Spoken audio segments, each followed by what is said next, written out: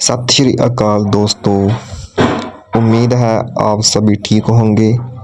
जो भाई dairy farm करना चाहते हैं उनके मन में यह सवाल होता है कि हम अपने डेयरी फार्म के लिए गाय परचेज़ करें या बफेलो। आज हम इन दोनों में फ़र्क आपको बताएंगे। हम 90 हज़ार वाली दो एनिमल लेंगे, एक काऊ और एक बफेलो।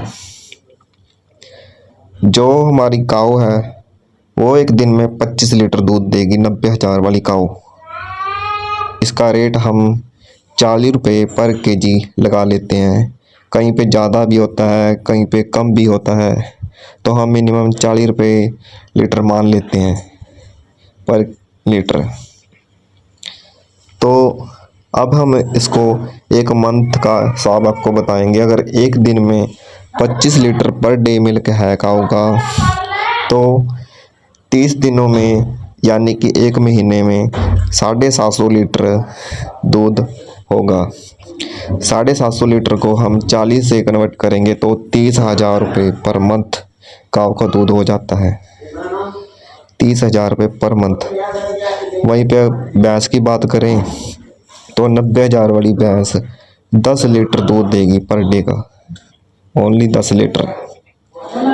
और इसका हम रेट अगर की बात करें तो कहीं पे रेट ज़्यादा भी होता है और कहीं पे कम भी होता है। हम मिनिमम 60 रुपये पर लीटर मान लेते हैं। इसकी अगर एक महीने की एवरेज निकाले तो 300 लीटर पर मंथ भैंस का दूध हो जाएगा। Minimum 300 litre. 300 लीटर को हम 60 रुपये से अगर कन्वर्ट करते हैं तो 18,000 रुपये का पर मंथ का दूध हो जाता है। अब इनमें फ़र्क देखिए, काऊ का दूध हुआ 30,000 रुपये का, बफेलो का दूध हुआ 18,000 रुपये का। तो डिफरेंस देखो आप, 12,000 रुपये पर मंथ आपको बचेंगे, एक्स्ट्रा काऊ देगी।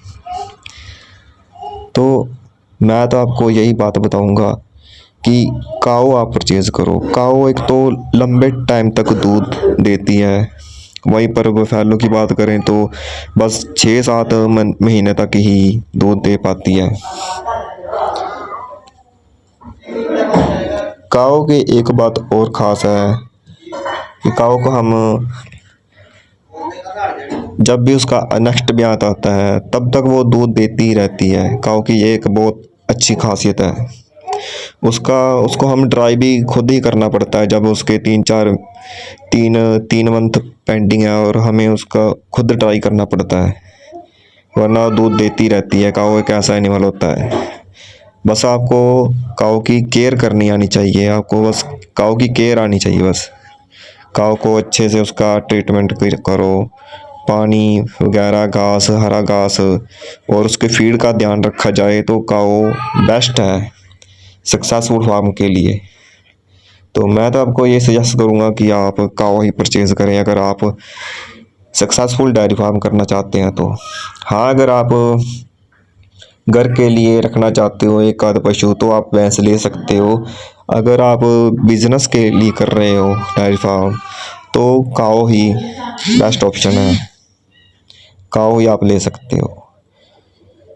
इन दोनों में बहुत ही फ़र्क है। काऊ में थोड़ी बीमारी ज़्यादा आ जाती है, अगर आप उसकी केयर करोगे तो ऐसी कोई भी प्रॉब्लम नहीं आएगी।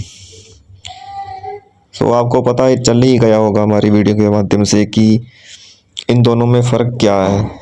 90 हज़ार वाली काऊ और 90 हज़ार वाली भैंस, इसमें दूध में अंतर देख लीजिए आप।